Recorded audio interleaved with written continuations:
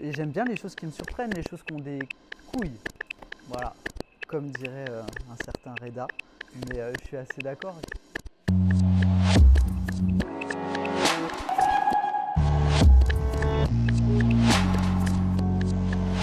Toutes les années avec 20e Tribu, c'est vrai qu'il y a une méthode qui s'est imposée dans cette fusion des danses.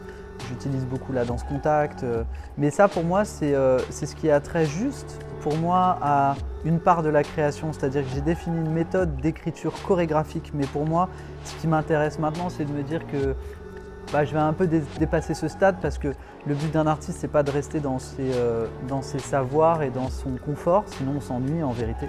Et à un moment, il y a 2-3 ans, j'ai ressenti ça, je me suis dit tiens, il faut que je me mette en danger profondément, en y intégrant aussi des choses qui me plaisaient particulièrement. Et l'aspect théâtral des choses est quelque chose d'important pour moi parce qu'en fait, étant gamin, j'étais toujours au théâtre de Ménilmontant dans le 20e. Enfin voilà, j'étais dans les coulisses en train de tirer les rideaux. Du coup, le milieu du théâtre est quelque chose qui m'est très familier. C'est sûr que ça, c'est quelque chose qui m'a défini là, ces dernières années-là, les 2-3 ans. C'est-à-dire quelque chose qui, au-delà de la technique, transcende le métier d'interprète. Voilà, je suis un interprète qui danse et pas juste un danseur qui s'essaye à l'interprétation. Je sens une énergie incroyable qui émane de cette enveloppe. Waouh, waouh, waouh. Bon allez, concentré.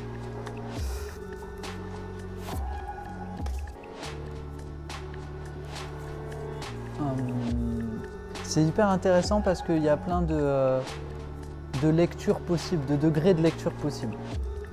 Ça veut dire tellement de choses en réalité. Ça peut vouloir dire tellement de choses. Moi, ça me renvoie beaucoup à notre situation actuelle. Tu sais, un peu comme dans La haine, jusqu'ici tout va bien. On va y aller, mais on ne sait pas vers quoi. Et du coup, c'est plein d'espoir. Ça peut être plein d'espoir et ça peut être plein de pessimisme aussi. Voilà, moi je suis inspiré par plein de bouquins, de philosophes asiatiques, de choses comme ça. Donc forcément, c'est des choses qui me nourrissent au quotidien, qui forcément donnent une direction. Quand je reviens à la gestuelle, ma gestuelle elle est hybride, donc forcément ça va définir quelque chose. Ça me ferait chier et je ne pourrais pas créer quelque chose de purement hip-hop.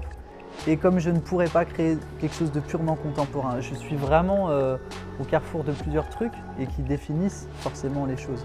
Ça me définit, mais en même temps, j'aime ne pas me définir. Voilà.